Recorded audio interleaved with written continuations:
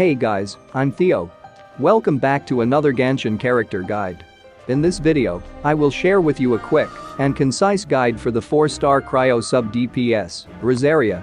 If you have not subbed to my channel, please smash the subscribe button now so we can move on. Without further ado, let's get started. Rosaria is one of the few strongest 4-star characters in the game.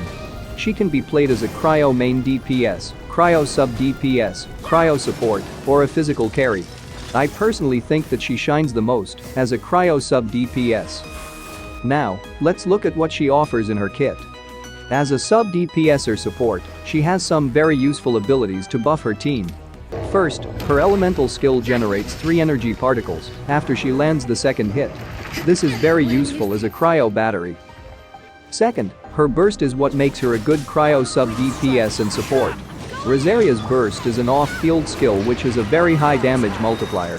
It also snapshots the buffs on Rosaria upon casting the skill, just like Shangling's burst. Her burst has no internal cooldown, meaning that every pulse can trigger a melt or freeze reaction. Rosaria's first ascension passive enables her to increase her own crit rate by 12% when she strikes an enemy from behind using her elemental skill. Unfortunately, Rosaria cannot blink through larger enemies and strike them from behind. Her 4th ascension passive is quite insane.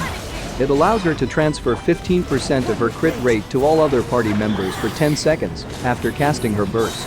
The 12% increase in her own crit rate from her elemental skill can also be snapshotted into her burst and transferred to other party members.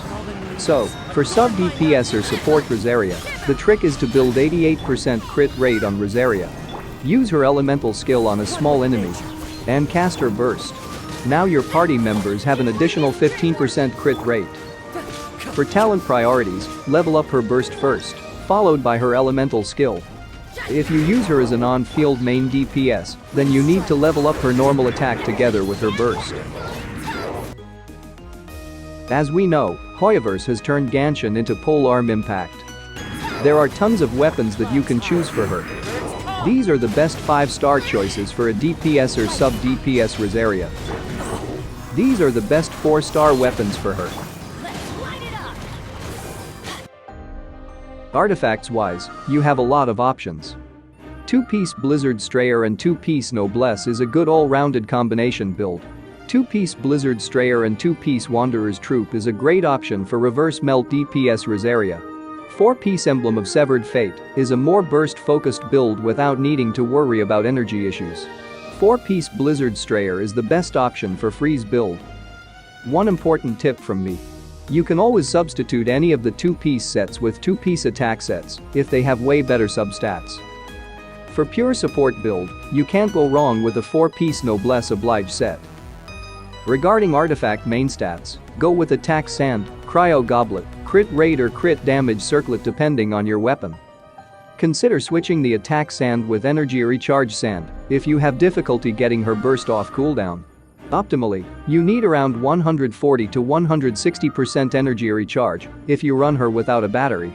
Elemental Mastery Sand is a good option if you are using Rosaria as a main DPS in a reverse melt comp. For DPS or sub DPS Rosaria, you might need up to C5 to bring out her full potential. For support Rosaria, C0 is totally usable. Now, let's look at some of the best team compositions for DPS Rosaria. These are a few variations for a strong reverse melt team.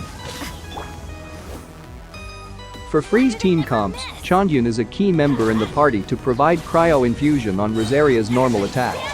For sub DPS and support Rosaria, these are a few best team comps.